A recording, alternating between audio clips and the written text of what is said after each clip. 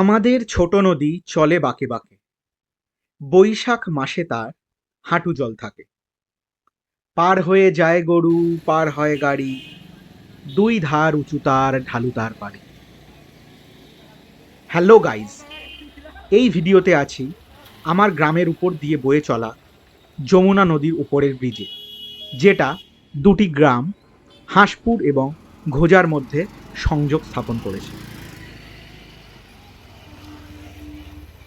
বন্ধুরা, গ্রামের ব্যাপারটাই কিন্তু আলাদা।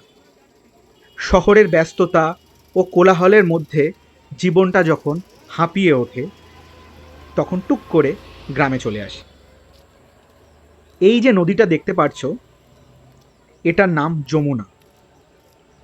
ছোটবেলা বাবার হাত ধরে কতবার এসেছি এখানে ঘুরতে।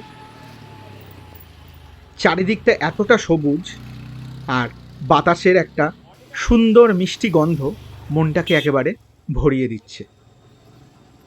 জীবনানন্দ দাশ মহাশয়ের কথায়, বাংলার মুখ আমি দেখিয়াছি, তাই আমি পৃথিবীর রূপ খুঁজিতে যাই না।